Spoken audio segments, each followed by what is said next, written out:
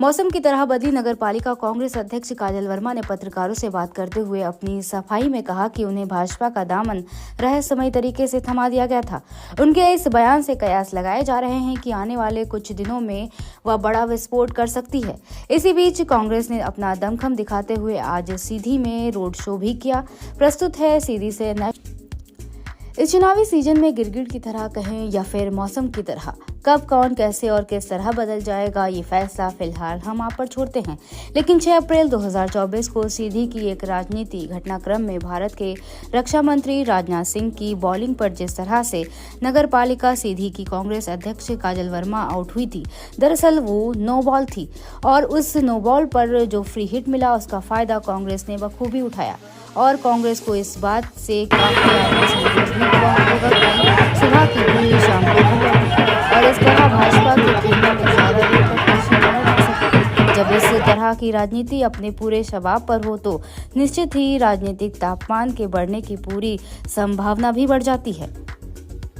2 महीने से विधानसभा चुनाव से लेकर लोकसभा चुनाव की घोषणा तक और जो चल रहा है, सीधी जिले में पूरे मध्य प्रदेश में किन परिस्थितियों में ये चुनाव हो रहा है, आज मैं आपको बताना चाहता हूँ।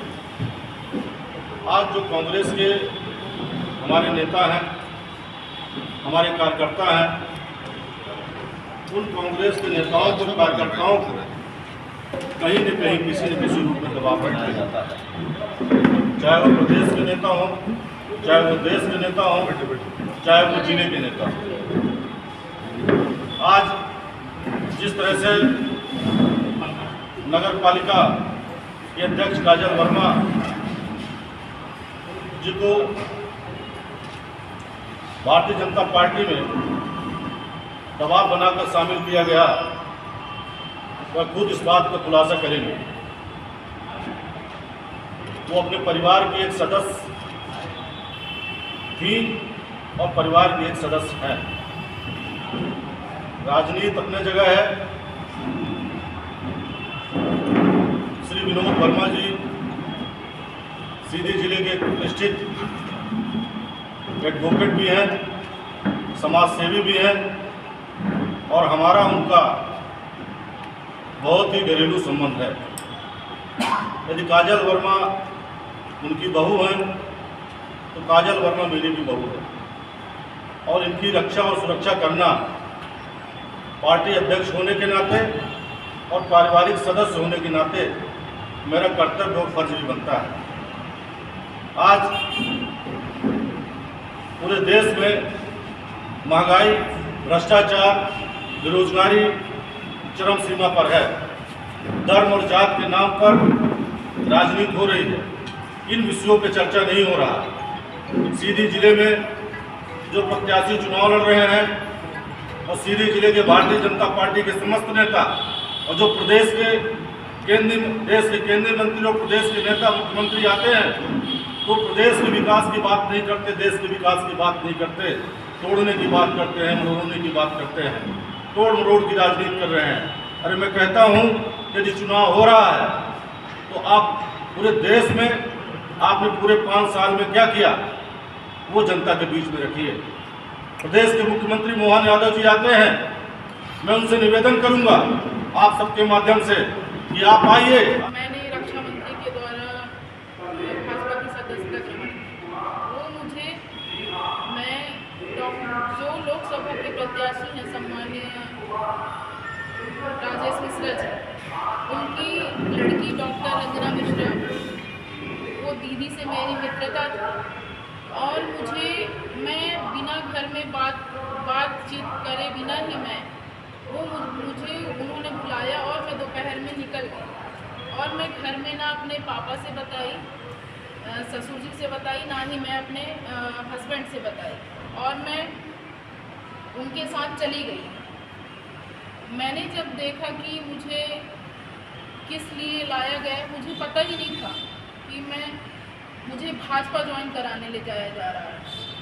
मुझे उन्होंने, आप लोगों ने देखा होगा मेरा स्टेटमेंट मीडिया में कि मैंने नगर के विकास के लिए तो सिर्फ मैं अपनी अध्यक्ष पद के लिए मैं कोई डरी नहीं थी। मैं सिर्फ जनता जनार्दन के विश्वास और उनकी सेवा के लिए मुझे डराया धमकाया गया कि अगर मैं सांसद रहा तो आपके नगर पालिका क्षेत्र में कोई भी कार्य नहीं होगा और आपके जो 3 साल बचे हैं वह आपके 3 साल नहीं रह जाएंगे, मेरे सांसद बनते ही आप अध्यक्ष पद से हट जाएंगी।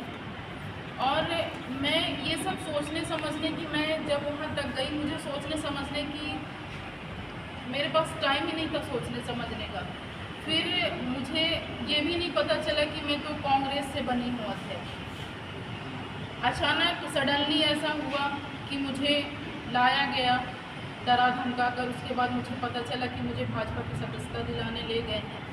और मैं आप लोग से ये भी कहना चाहती हूँ कि हमारे कांग्रेस पार्टी के सम्माननीय राहुल भैया साहब, माननीय कमलेश्वर पटेल जी और मेरे पिताजी, ससुर और जनता जनार्दन और सम्मानित सभी पार्षदों की सहमति से मैं अध्यक्ष बनी और चुनी गई, निर्वाचित हुई मैं कांग्रेस पार्टी से यहाँ तक आई।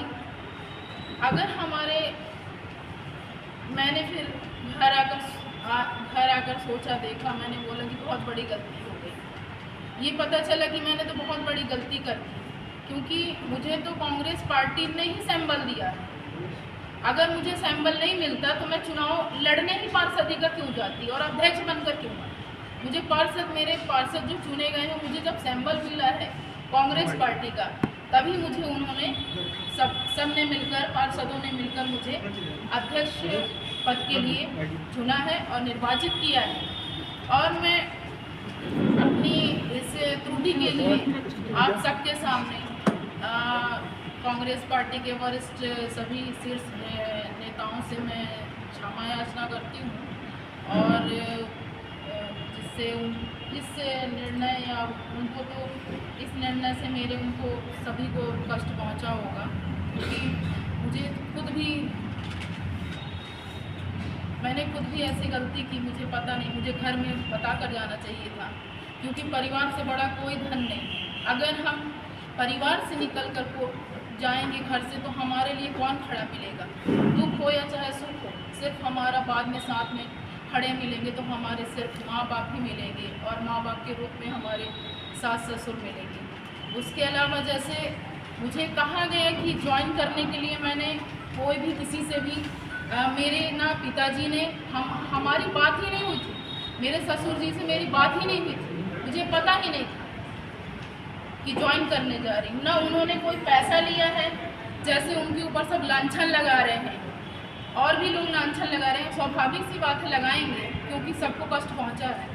लेकिन मैं आप लोगों से पूरे साफ मन से कह रही हूँ कि ना मैंने किसी से पैसा लिया है और ना मेरे ससुर ने लिया है, ना ही मेरे किसी घर के सदस्य ने लिया है। अगर आप लोग सोचते हैं कि मैंने पैसा लिया है तो आप सबूत लेके आइए, चेक लेके आइए ना, आप कितने करोड़ मैंने लिए आप लेके आइए मेरे साथ कि मेरे ससुर ने चेक में, किसने मेरे ससुर को दिए हैं पैसे। मेरी इस गलती के लिए ये बहुत बड़ी गलती की, उसके लिए भी मैं अपने पिता तुल्य ससुर जी से मैं क्षमा मांगती हूँ। उनसे मैं पर्सनली रूप से मैं उनसे क्षमा मांगती हूँ आप सबके सामने, क्योंकि पिता से बढ़ के कोई भी धन नहीं होता है। फिर अध्यक्ष पद तो मेरे लिए देखिए मायने भी नहीं रखता, परिवार से बढ़ के। और मैं आप लोग के मन में कई सवाल आ रहे होंगे कि मैं गई, मुझे सच में नहीं पता था कि क्या होने वाला है, उनका टाइमिंग क्या है, क्या होने वाला है, क्या है। आपके मन में भी बहुत सवाल आ रहे हैं, जैसे मेरे मन में सवाल आ रहे थे। 2 दिन मैंने कैसे बिताया, 3 दिन हमारे परिवार ने कैसे बिताया, हमारी 2 रात 3 रात कैसे गई है घर के लोगों के साथ, वो हम लोग को पता है।